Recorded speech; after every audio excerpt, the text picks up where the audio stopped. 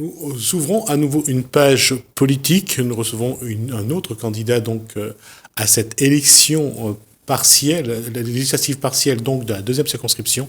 Nous sommes dans Causement Réunionnais.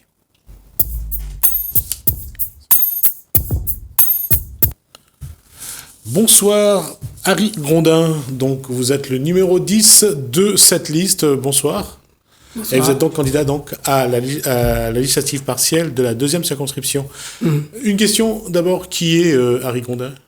Bon, Harry Grondin, je suis né à Saint-Denis, j'ai grandi à la rue Ruisseau des Noirs, sous un pied de Jacques, comme je dis. Il est toujours là, le pied de Jacques, hein, toujours vivant, immortel, pied de Jacques. La nature, quoi. Un matin, je suis parti à l'école.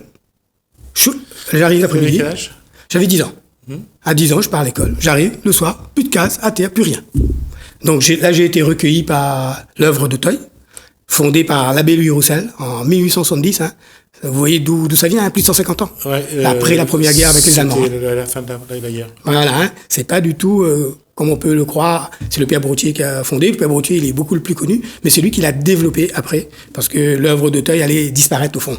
Donc il a utilisé un peu les moyens de communication pour faire... Harry Grondin dit l'œuvre d'Auteuil, c'est bien sûr les orphelins apprentis d'Auteuil, que je pense que tout le monde connaît cette structure. Ouais. Donc à quel âge vous allez partir là-bas? Après, à 10 ans, à 12, 13 ans, je suis parti. L'établissement était à La Réunion. Après, j'ai voulu continuer mes études à La Réunion. Ben, les portes étaient fermées parce que on a considéré que j'avais pas le niveau. Et on m'a dit, vous avez pas le niveau, on peut pas recevoir. Et on m'a dit même que mon école n'existait pas, on le connaissait pas. Et c'était l'œuvre d'Auteuil. Donc heureusement, l'œuvre d'Auteuil avait la formation que je voulais faire dans le bâtiment en métropole, au Château des Vaux. Et là, je suis parti à 17 ans en métropole. Combien de temps vous êtes resté en métropole? Je suis resté 4 ans. Donc j'ai fait 2 ans au Château des Vaux, hein, en Eure-et-Loire, à côté de Chartres. Et j'ai fait 2 ans à Paris. Mais à Paris, j'étais à l'œuvre, hein, j'étais toujours de la DAS, prise en charge. J'ai vécu à l'œuvre pour dormir. Mais j'étais dans une école privée, payée par la DAS. J'ai exigé mes droits jusqu'à 21 ans. Comment on vit ça lorsqu'on est adolescent, 14-15 ans, lorsque la maman a été toujours là ou pas? Non, plus là. Parce qu'elle fumait, elle buvait, et par rapport à ses sœurs qui ont vécu 90, 100 ans, eh ben, elle est morte à 76 ans. Normalement, elle aurait dû mourir à 96 ans. Donc la cigarette, l'alcool nous parle. Comment on affronte la vie quand on a 14-15 ans, quand on va à Auteuil, quand on va se former justement, quand on se prépare à la vie? Voilà. À Auteuil, il y a quand même une spécialité. Ça veut dire que, surtout en métropole, même à La Réunion, à l'époque, vous êtes là pour apprendre. Donc on vous met dans un chemin. Des fois, c'est pas forcément le chemin que vous rêviez, mais il faut faire l'effort pour aller jusqu'au bout. Et donc, vous êtes quand même dans un milieu fermé, assez protégé. Et donc, vous avez juste à penser à réussir, et on vous aide, et on met tout en place pour que vous réussissiez. Au fond, on ne crée pas de blocage, que ce soit matériel, mais psychologique. Ça veut dire que vous comprenez que tout est possible. Et c'est ce que je veux pour les Réunionnais. Tout est possible. Alors, vous revenez à La Réunion, vous êtes formé? Voilà, je reviens à La Réunion. Là, vous savez, à l'époque, on se barre, on va chercher du boulot. Et là, je travaille dans un cabinet d'architecture, et il se trouve que c'est l'entreprise de ce cabinet. Quand je vois que c'est cette entreprise qui avait cassé ma maison. Je trouvais ça rigolo. Donc, c'était un petit coup du destin. On va dire ça comme ça.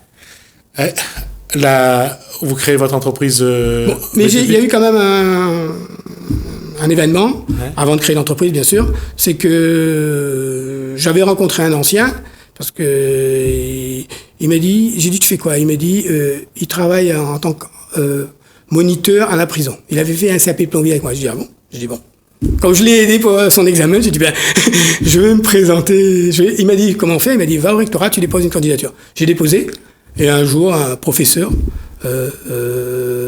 Jos Castellanos, d'ailleurs, qui avait gagné son concours, qui avait démissionné, et le rectorat a proposé ma candidature à Auteuil, mais sans savoir que j'étais un ancien. Tout ça, c'est fait. D'accord. Donc là, j'ai fait mon service militaire aussi à Auteuil. Donc j'ai vu les deux côtés de la partie. Et après, bon, j'ai eu envie de créer une entreprise. Et parmi les entreprises, il y a Arrigé. Voilà. Mais avant de créer Arrigé, j'ai essayé de créer une entreprise de bâtiment. Ça n'a pas marché. Hein. J'étais en faillite. Ouais. Et je l'ai transformé en une entreprise de service qui correspond plus à ma mentalité, à ma façon d'être.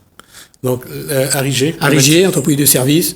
Au départ, souvent, on nous prend pour une entreprise qui fait de l'import, qui est vendeur, mais avant tout, la vente est une résultante pour nous. On a fait que du service pendant 10 ans, et à force de faire du service et de bien servir les autres, on est devenu vendeur. Et puis, on s'est adapté aussi à Internet, à l'évolution, mais c'est vraiment le service notre base, et ça reste le service. Comment un chef d'entreprise comme vous, avec une entreprise comme votre entreprise Arrigé, vous vous êtes dit, la politique, c'est peut-être un... Alors, moi, je considère, dans ma vie de tous les jours, que je fais de la politique, mais je fais de la politique noble. Je prends un jeune, à 16 ans, il fait 4 années de formation chez moi, et je lui dis, on a 4 ans, on a un challenge, 4 ans pour créer ton emploi. Et au bout de 4 ans, parce que le message on parle un langage de responsabilité. Je dis, tu veux un travail, ok. Ton emploi représente à peu près 60 000 euros de chiffre d'affaires par an. Je dis, ah bon? Je n'ai pas 60 000. Donc, on va faire 2 premières années, on va essayer de monter le chiffre d'affaires.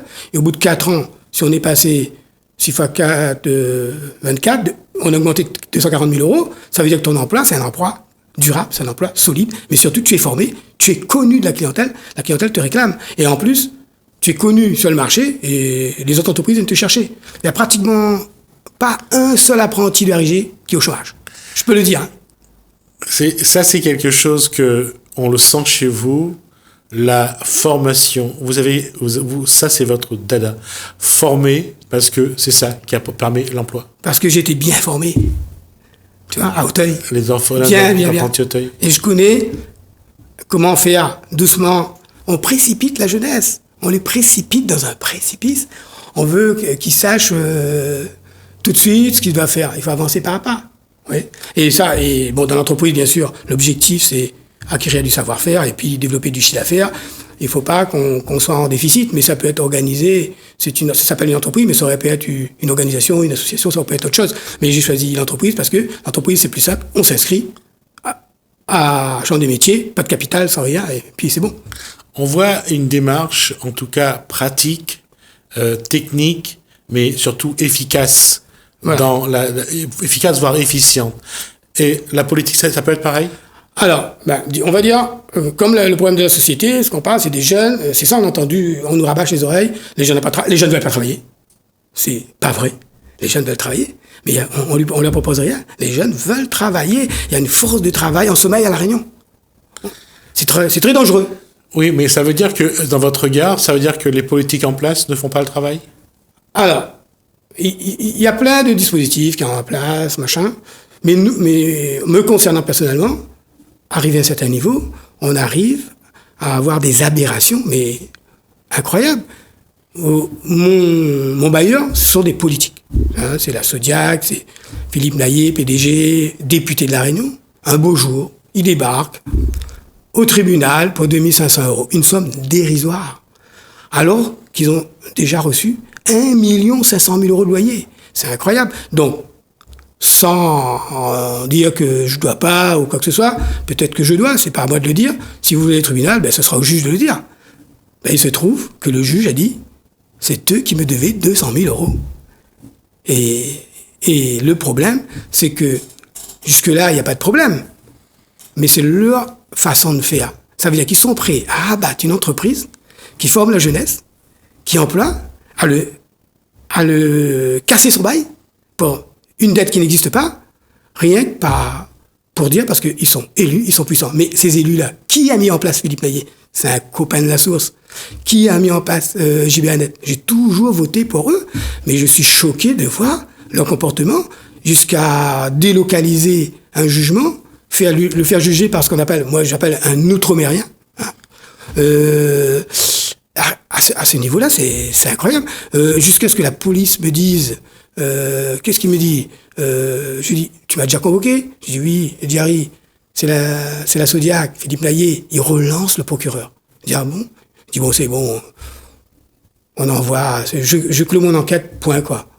Et après, quand vous voyez des camarades policiers de Saint-Denis qui débarquent, qui disent, mais c'est toi, Harry?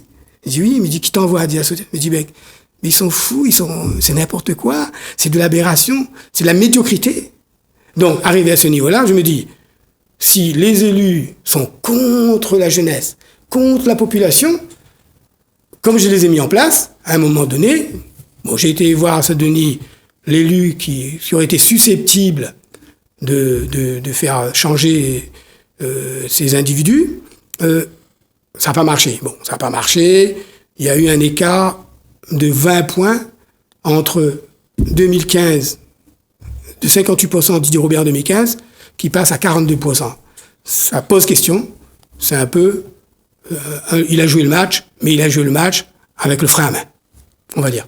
Donc là, j'ai lancé un appel pendant cette campagne. J'ai dit, nous irons à la région en 2021. J'ai pas dit... La simplicité et la facilité, ça aurait été, si Didier gagnait la mairie, la région était déjà libre en ce moment parce qu'on aurait eu qui? On aurait eu un président pas légitime, c'est-à-dire voté. Ça veut dire que ça aurait été plus facile pour nous, le peuple, le réveil réunionnais, ce que j'appelle le réveil réunionnais. Je représente le réveil réunionnais. Hein. Je ne représente pas que Harry Grondin dans cette élection, je représente le réveil réunionnais. Ça aurait été plus simple pour nous d'aller à la bataille. Mais, chance pour nous, c'est une campagne test, c'est une élection test qui va voir quoi pèse le réveil réunionnais à La Réunion dans cette campagne. Quels vont être les arguments que Harry Grondin va développer avec Saint-Paul, avec des 2 tiers Saint-Paul, le port et la possession? Qu'est-ce qu'il va amener comme argument pour inciter la population à lui accorder sa confiance? Voilà. L'argument, ça veut dire, comme je dis, on a mis le créole en sommeil. On a mis tout créole en sommeil à La Réunion. Qu'est-ce qu'on a mis? Les gens très intelligents, qui ont des études après 1946, ils sont où? Ils sont que dans les administrations. Donc notre intelligence dort dans l'administration française. Réveillons-la. Donc, une partie des Réunionnais se contente de ce petit confort-là et ils vont pas voter. Je dis non, c'est dangereux, très dangereux, puisque derrière, il y a une population qui est moins bien formée, qui est manipulée, peut-être pas, mais qui est mis sous, comment on appelle ça, sous dépendance. Ça veut dire que le politique fait croire que c'est lui, que la population dépend de lui, alors que c'est lui qui dépend de nous. C'est incroyable, ça. Ça veut dire que c'est vrai que, même moi, quand j'ai créé mon entreprise, j'ai été voir les politiques. Mais j'étais voir avec un projet. J'ai pas été le voir pour dire, donne à moi un travail. Et d'ailleurs, ils étaient perdus de voir que je viens de les voir avec un projet. D'ailleurs, dans la négociation avec Philippe Naillet, qui est un camarade, la négociation se portait uniquement sur le fait, Harry, on va te donner du boulot. Arrête ça. Mais c'est toi qui as démarré. Mais arrête ça. Mais depuis quand tu donnes du boulot, toi? Tu donnes rien, toi. Tu passes à la télévision, tu dis que tu vas le faire, mais tu le fais pas. C'est moi qui fais. Et d'ailleurs, je donne pas du boulot. Le jeune, il crée son emploi. Donc, il n'est pas dépendant de moi. Il est diplômé, il a un emploi, c'est un marché. Et toi, vous rendez les gens dépendants. C'est très dangereux de croire que c'est les politiques qui dépendent. C'est vous dépendez des politiques. Non, c'est les politiques qui dépendent de nous. Et il y a une population qui vote, qui dépend. La facilité, c'est de voter pour ceux qui sont en place. Et ça devient dangereux parce qu'on devient comme un conseil d'administration. La Réunion est un conseil d'administration où les gens en place se partagent les postes. Nous, on est là, nous. La démocratie est confisquée. Donc, nous allons sortir de cette confiscation. Et c'est en ça, j'invite les abstentionnistes, bien sûr, c'est eux, ils portent une très très grande responsabilité, mais ils n'avaient pas le choix aussi. Ils savent, ça, tous les abstentionnistes, ils sont comme moi, ils disent, le match est joué d'avance, pourquoi y aller? Donc je dis, moi je viens, je cherche les crampons, et on va jouer le match. Si je mérite, je gagne. Si vous pensez que la Réunion doit changer de direction et que donner la chance au plus grand nombre, et ne pas mettre des feux rouges dans la tête des créoles pour les empêcher d'agir. On a mis des feux rouges et les politiques participent à ça. C'est incroyable, mais c'est un choc total.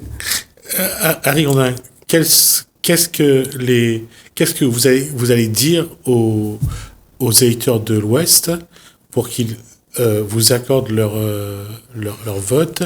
Qu'est-ce que vous allez leur dire pour les inciter à revenir voter, à suivre la démarche que vous menez aujourd'hui? Voilà. On va faire ce qu'on appelle une respiration démocratique.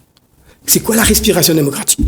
Dans ma profession de foi, il est dit que par rapport à la dernière élection, si vous êtes député, sénateur, président de région, vous voulez vous présenter à une mairie, ben vous démissionnez avant de vous présenter. Ça veut dire que je ne suis pas dans un petit confort, je viens faire semblant de jouer le match pour faire croire à la population que je suis là. Je suis au Sénat, je viens faire semblant de jouer le match pour dire qu'il y a un vrai match alors qu'il n'y a pas de match. Vous démissionnez et ce sera une des propositions fortes que je proposerai à l'Assemblée nationale. Créer une respiration démocratique, mais dans toute la France. La démocratie est emprisonnée. Et à ça, j'ai vu aussi que vous avez mis en place ce jeu où vous voulez emmener un citoyen avec vous demain, si vous êtes élu. J'aimerais bien. Alors, je vais juste préciser, emmener un citoyen à l'Assemblée nationale. Voilà, on va faire un jeu, j'espère qu'on aura le temps. On va, bien sûr, sous forme de mode actuel, Internet, voter 1, voter 2, voter 3, peu importe celui qui sera tiré au sort. Si je suis le gagnant, le vainqueur de l'élection, il m'accompagnera à l'Assemblée nationale. Donc ça, c'est une petite parenthèse sympathique de la campagne. D'accord. Et à ce jour, un petit peu autour de votre candidature, comment les gens vous perçoivent aujourd'hui? Qu'est-ce qu'ils vous disent? Je pense Ils trouvent que cette respiration démocratique, vous la portez? Disons, les gens me connaissent quand même comme quelqu'un qui travaille, qui est sur le terrain. Personnellement, pendant 25 ans, j'ai l'habitude de serrer les mains et de rencontrer tout le monde ici. Oui, après, entre un accueil favorable, dit vas-y, il faut y aller, ça va pas, et aller lever 4 heures du matin, comme il dit, avant que le coq il chante, n'est-ce pas, et aller voter, ça c'est autre chose. Ouais, justement, comment allez-vous convaincre les Réunionnais d'aller voter? Là, je pense que ça va être une campagne devant la boutique. Ça veut dire que je sais bien, je fais des beaux discours, on m'entend, il y a des gens qui entendent, qui lisent, et c'est sympa Harry, on veut te donner un coup de main, mais moi, là, quand je vais quitter là, je vais faire tous mes clients du centre-ville du Port, du centre-ville de Saint-Paul, tous ces gens-là me connaissent. Moi, j'ai beaucoup d'apprentis que j'ai formés, Saint-Gilles-Léo, Belmen, tous les Hauts-de-Saint-Paul. Ces gens me connaissent, sont des clients aussi. Donc, on est présents. Donc, on va aller à leur rencontre, moi, et aussi des gens, des salariés qui ont voulu être en congé pour y aller. Et voilà, faire en sorte qu'il y ait un message fort le 20 septembre pour dire la démocratie, elle est à nous, elle n'est pas à vous.